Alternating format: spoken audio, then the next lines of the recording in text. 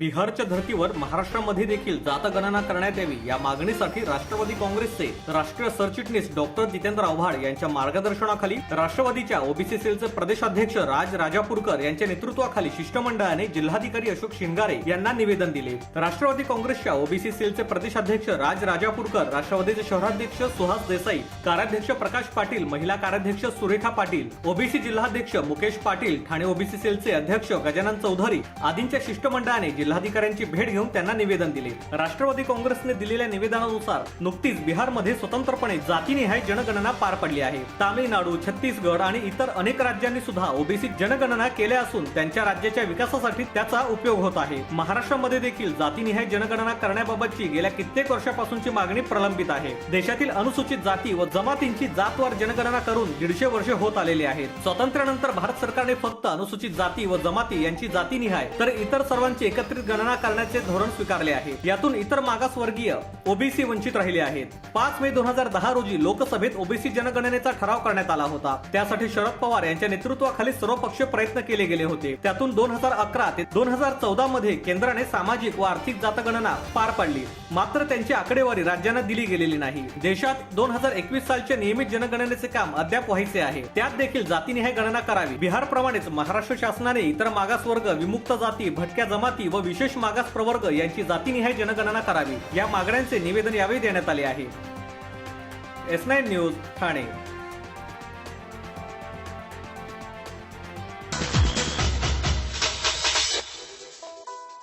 आमदार संजय केळकर यांच्या संजय फाउंडेशन मार्फत ठाण्यातील दादोजी कोंडदेव स्टेडियम येथील सफाई कामगारांच्या पेटीवर एक फळा स्वच्छता दूतांबरोबर आपल्या सफाई कामगारांबरोबर हा उपक्रम घेण्यात आला। आमदार केळकर यांनी स्वतः सफाई कामगारांना फराळ देऊन त्यांना दीपावलीच्या शुभेच्छा दिल्या, त्यांच्याशी मनमोकळ्या गप्पा मारल्या। सफाई कामगार हे स्वच्छता दूत असून शहरातील एक महत्त्वाचा घटक आहेत। शहर स्वच्छ करण्यात त्यांचा मोलाचा वाटा आहे। दरवर्षी मी या स्वच्छता दूतांबरोबर दिवाळीच्या पहिल्या दिवशी फराळाचा आनंद घेतो आणि दिवाळीच्या शुभेच्छा देखील देतो, असे आमदार केळकर यांनी यावेळी सांगितले।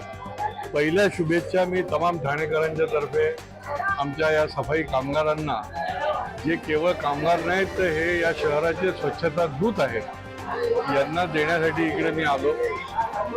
दरवर्षी आम्ही निरनिराळ्या ठिकाणी आमच्या या सफाई कामगारांच्या बरोबर दिवाळीचा फराळ करतो, त्यांच्याशी गप्पा मारतो, संवाद करतो की त्यांनाही वाटलं पाहिजे की आपण केवळ कामगार म्हणून काम करत नाही, तर या शहराच्या फार महत्त्वाचं काम जे आहे ते आपण करतो आहोत आणि कोणी ना कोणी त्या ठिकाणी ते ॲक्नॉलेज करतंय, लक्ष देतंय, आपल्या बरोबर येतंय, ते आपल्याला सन्मानित करतंय आणि या भावनेनेच ही मंडळी देखील या शहराशी देखील एकरूप होत असतात आणि म्हणून आज हा शेकडो सफाई कामगार आज आमच्या बरोबर हा फराळाचा आस्वाद घेत आहे। तर स्वतः आमदार आमच्याकरिता दरवर्षी दिवाळीच्या पहिल्या दिवशी फराळ घेऊन येतात, आमच्यासोबत फराळ करतात, याचा आनंद तर आहेच पण समाधान देखील आहे। आणि नेहमीच आमदार केळकर यांनी आमच्या कामाकरिता, अडचणी सोडवण्याकरिता पुढाकार घेतला आहे। आमच्याकडे कोणाचे तरी लक्ष आहे हे आमच्यासाठी महत्त्वाचे आहे, अशी भावना सफाई कामगारांनी व्यक्त केली। या कार्यक्रमाचे आयोजन विशाल वाघ यांनी केले होते। यावेळी या कार्यक्रमाला राजेश गाडे, विशाल वाघ, प्रदीप जाधव, महापालिका अधिकारी व कामगार वर्ग उपस्थित होता। S9 news Thane.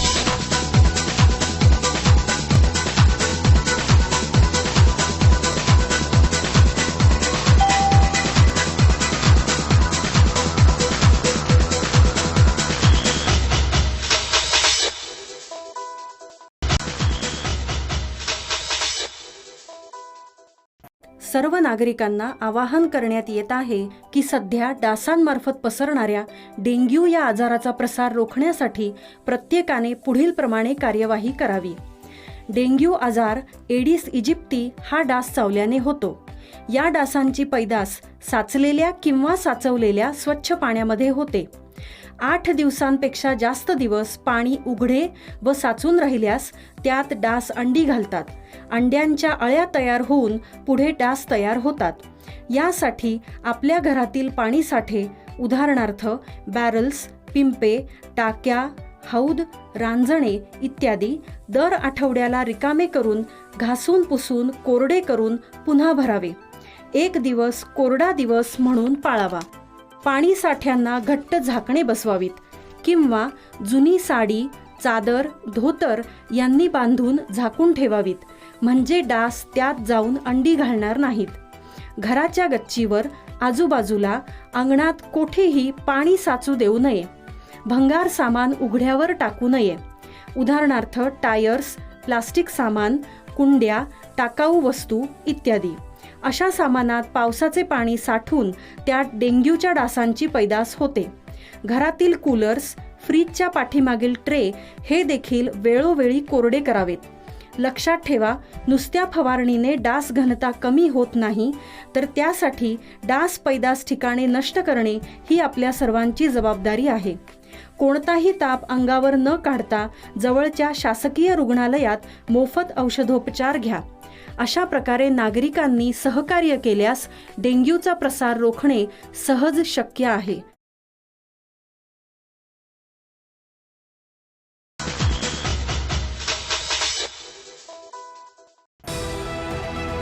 TJSB सौर शक्ती कर्ज. Go green. करा वीज बिलावर बचत. आकर्षक व्याजदर, 84 महिने परतफेड कालावधी, 80% लोन. व्यावसायिक आणि उद्योजकांकरता सुद्धा. अधिक माहितीसाठी तुमच्या जवळच्या शाखेला भेट द्या किंवा संपर्क साधा. 1800-223-466 आणि 1800-266-3466.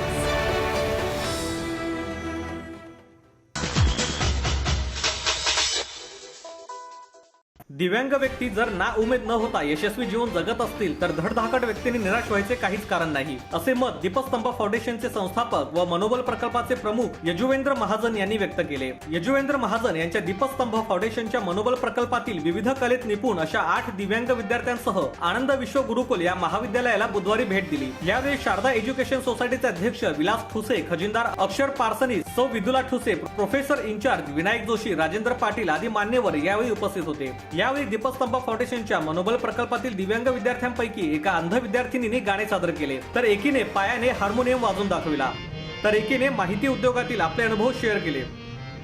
S9 news, Thane.